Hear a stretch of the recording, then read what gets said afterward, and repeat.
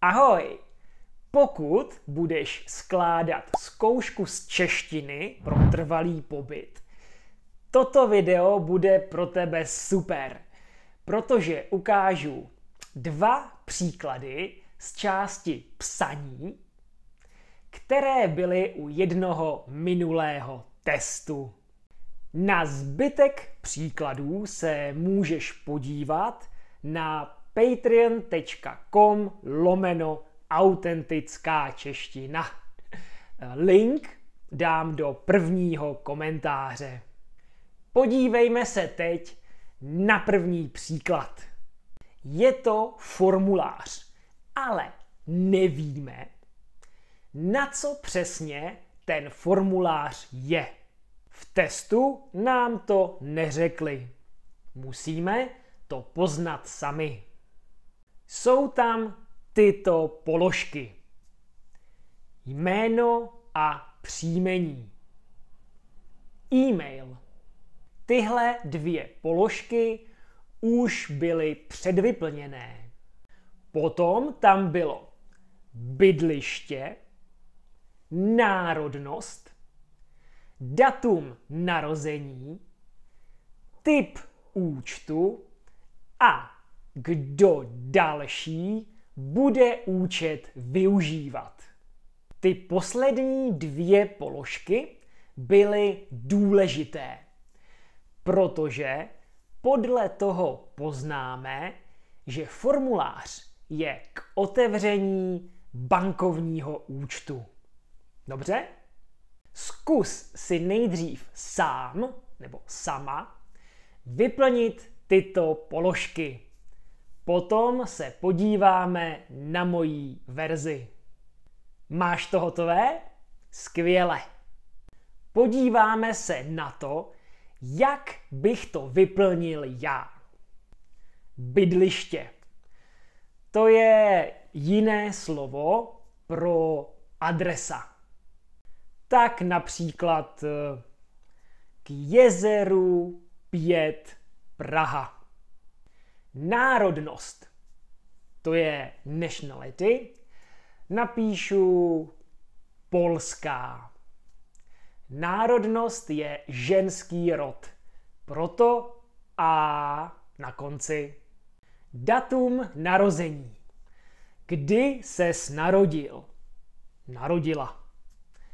Například napíšu 23.10.1987. Typ účtu. Jaký může být typ bankovního účtu? Bankovní účet může být například spořící nebo běžný. Napíšeme třeba běžný účet. To je klasický účet, který máš v bance. Poslední, kdo další bude účet využívat? Kdo další bude disponovat účtem? Například tvoje žena nebo manžel. V mém případě napíšu manželka. Dobře, máme vyplněno. Bylo to těžké? Doufám, že ne. Teď se podíváme na e-mail. Musíme napsat e-mail podle obrázků a textů a musí mít aspoň 35 slov. Dobře? Zadání je: napište e-mail do restaurace. Tak víme, kam máme napsat. Ale proč? To musíme zjistit z obrázků. Obrázek 1. Nějaká starší paní, asi babička, a dort s číslem 80. A text, co je to za příležitost. Aha, tak babička slaví narozeniny. Bude jí 80 let. proto se jde do restaurace. Druhý obrázek a text. Kdy to bude? Kdy bude oslava? Oslava bude 30. dubna. Třetí obrázek a text. Kolik bude hostů? To vypadá na 8 hostů celkem.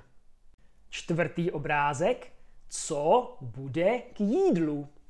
To vypadá na kuře a brambory. Co říkáš? A poslední obrázek. Co bude k pití? Na obrázku je láhev vína a skleničky. Takže to bude víno.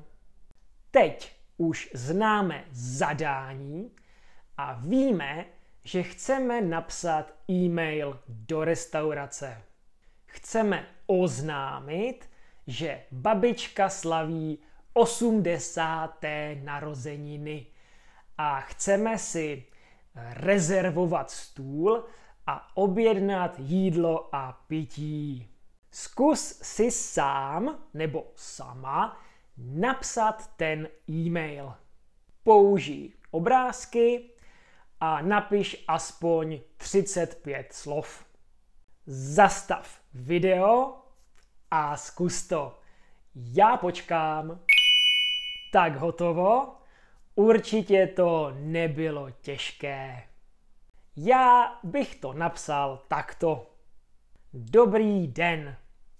Chtěl bych si zamluvit stůl ve vaší restauraci na 30. dubna pro 8 lidí. Babička slaví narozeniny 80 let. Chtěl bych si objednat dopředu jídlo a pití. K jídlu bychom si přáli kuře a brambory. K pití si dáme víno. Napište prosím, zda rezervace platí. Děkuji. S pozdravem, Novák. Všimni si, že používám formu zdvořilostní. Říkáme tomu vykání. Ve vaší restauraci. Napište mi, prosím, zda rezervace platí. To je zdvořilostní forma, protože neznám toho, kdo bude ten e-mail číst. Příště si zkusíme ještě e-mail kamarádovi nebo známému, kde použijeme tykání. Výborně. Jak už jsem zmínil, zbytek testu, včetně poslechové části, najdeš na patreon.com/autentická čeština. Je to místo, kde najdeš spoustu materiálů ke zkoušce, ať už přípravná cvičení, celé testy nebo záznamy hodinových lekcí, které mám se svými studenty.